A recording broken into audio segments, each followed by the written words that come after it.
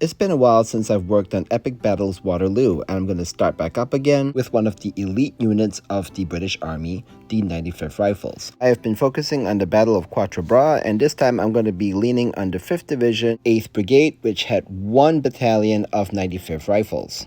The 95th Rifles were an elite light infantry regiment. They specialized in loose formation, skirmish-style fighting, and they were the precursor to today's infantry. They have been featured in multiple publications and also a very popular series called Sharp's Rifles, which you can watch for free here on YouTube. Lieutenant Sharp, 95th Rifles. The models in this video come from 2 boxes. The first one is Wellington's British Army starter set, and the second is going to be the Highlanders and Riflemen's box set. The latter features 95th Rifles in their classic skirmish formations. For this style of miniatures, it's okay to snip them off the sprues and immediately mount them onto their bases. Because these skirmishers go about 5 per base, they're going to be fairly spaced out and easy to access with your paintbrush.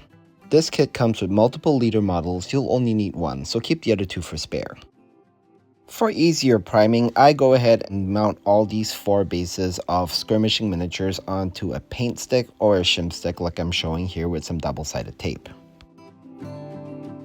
For the rank and file version of these 95th Rifles that you find in the British Army starter set, you want to keep them on the sprue, but just cut off these sprue connectors that touch the shoulders. That way when you're painting these troops, these do not get in the way. Keeping these on the sprue actually make them really easy to handle and paint. The 95th Rifles had a very simple yet effective uniform. It was actually an early attempt at camouflage. The first step is to prime everything white. You can do this with an aerosol primer or you can use something out of an airbrush like I'm showing here. Be sure that the primer is laid down on all the surfaces. It doesn't have to be complete coverage. Don't make it too thick, but just be sure to hit them from every angle.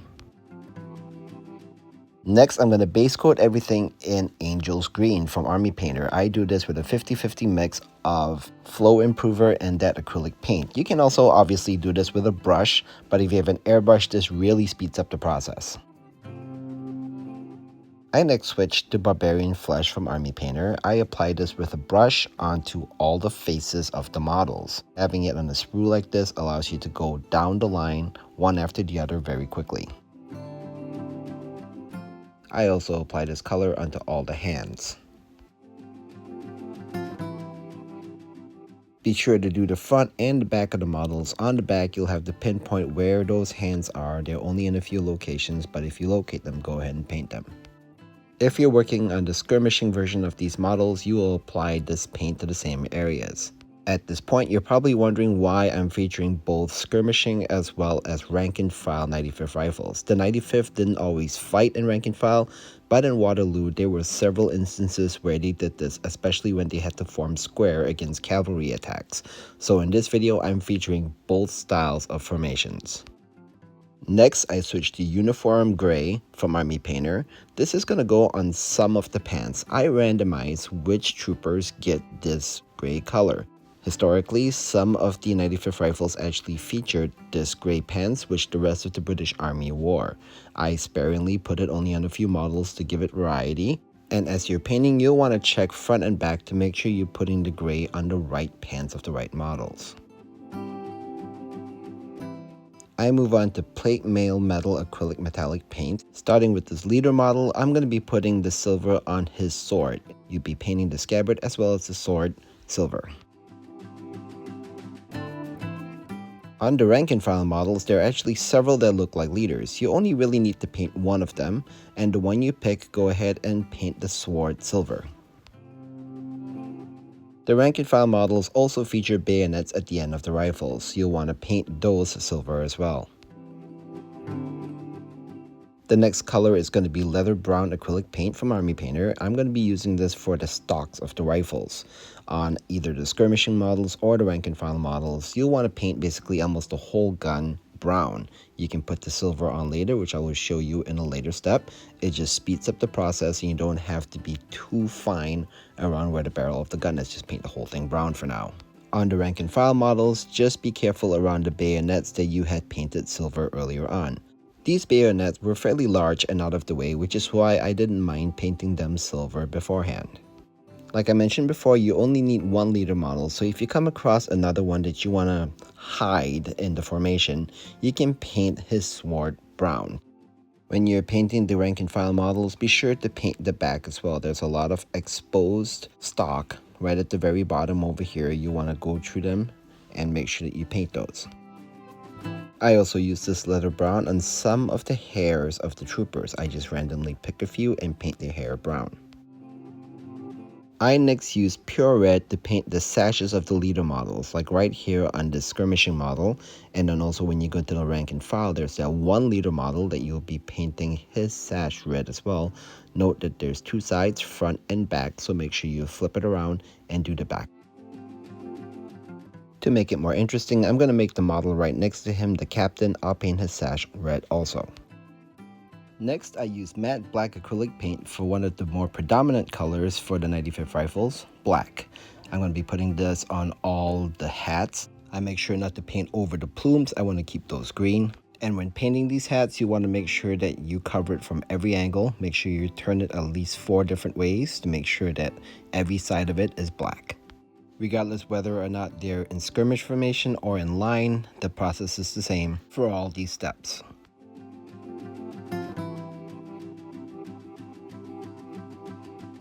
While painting the line formation troops, don't forget to twist it around so you can paint the backs as well. On the line troops, there are 2 models that have forage caps. You want to keep those green, do not paint them black. Now moving to the back of the models, there are going to be backpacks there. Paint those black as well. And while painting the backpacks, be sure to make the cartridge boxes on the right hip black also. Next, you'll take the same matte black paint and paint all the shoes with this color. Now you should also note that on the line troops, there is a combination of low cut as well as high cut shoes. There's some that wear boots, and looking closely at the sculpts, you will see the difference between them. If you see a high cut boot, just paint the black all the way up to close to the knees. For the regular shoes, just paint the feet area black. And as usual, don't forget to paint the backs of the models too. Moving on to the cross straps, you'll want to paint the one cross strap that goes from the left shoulder down to the right hip. You'll want to paint that black. On some models, it actually continues in the back, so make sure to check for those. Also, their belts are going to be black on everybody except the leader model. That guy gets a red sash. Also, there are going to be straps for the backpacks on each shoulder. Make sure you paint those black. And whatever you do for the line troops, you'll basically repeat the same thing on the skirmishing models. They have the exact same features, but they're also a lot more open with different poses, so make sure you check very carefully front and back to make sure all the straps are properly painted black. For this leader model here, even though he has a red sash, his cross strap is also black, so make sure you get that. Also note that all the cuffs are black, so go ahead and lay that down on all the cuffs that are exposed and visible from the front and from the back. Again, since there's only 1 leader model, if there are ones that you want to hide as regular troops, paint all their straps black. It will help them blend into the troops that are right next to them. And if you're working on the skirmish version of these models, the process is exactly the same for all these steps. I'm going to switch back to the plate mail metallic, and I'm going to paint all the barrels of the rifles with this color. It's a little bit easier to do it this way because if you had laid down this color earlier, you would have to kind of tiptoe around it when you were painting the brown. So what I did is I painted all the rifles completely brown, and then after that just kind of came back with the silver and painted on top of it. It's a nice time saver. You will also want to dab some of this silver onto insignias on top of each of the hats. It's going to be right in the middle of the hats. And then after that, I dab the base of all of the plumes also with the silver color. You don't have to be terribly careful in this step. You will see why later. Next, we're going to use matte white paint, and this is going to go on the other cross strap that runs from the right shoulder down to the left waist. This actually connects to a canteen and also a pack. Those 2 will also be painted white. This process is identical between skirmishing and line troops. The only difference is they have different stances and also different areas that are exposed, so just kind of watch for those as you paint them. Note that the leader models do not get any white at all their cross straps are black. Moving back to uniform gray, I'm going to be putting this gray onto all the bedrolls that are on top of the backpacks for all the models. You should note that these bedrolls actually peek out in the front of all the models, so make sure to touch up those areas like I'm showing you here. As a finishing touch, I use oak brown and demonic yellow on all the remaining exposed hairs on the back of the models. You can make some of the models look blonde, some with a darker brown hair, and so on, and by varying them, it'll make it look like different looking troops, which looks much better than having all of them with black hair or just with blonde hair or just with brown hair. Now it's time to make everything come alive. I use some dark tone and water, 60% dark tone, 40% water, which I have pre-mixed over here, and then just generously soak the models with this mixture. What's nice about this is that it shades the model but doesn't make it too dark. The water dilutes the wash so that it doesn't coffee stain, but yet it provides a very nice shadowing effect. It gives the models depth, and also it covers up any imperfections. For instance, the insignias on the caps, it glazes over them and makes them look really crisp. For models on sprues, it is important that they dry upwards, so put them in between two paint bottles like this to keep them upright. Once everything is dry, it's time to base them. Cut out the bases and then cut off all of the models from the sprues like this, and then plastic glue the models onto the bases. The only thing that you need to look out for is the leader model. You want to make sure that's always in the front rank, so when you finish it should look just like this. For the rest of the rank and file models, you can mount them however you want. For basing, just keep it simple. Use some Elmer's glue or white glue and some flocking material. Put the Elmer's glue down on the base and just dunk the entire base into the flocking material, and you should be all set. After you're done with this, apply 1 or 2 coats of matte varnish onto all the models to protect them. Here are the 95th Rifles in rank and file formation, and here in their more customary loose skirmish formation. Thank you for watching this video, and I hope this helps you put this legendary light infantry regiment onto the tabletop faster.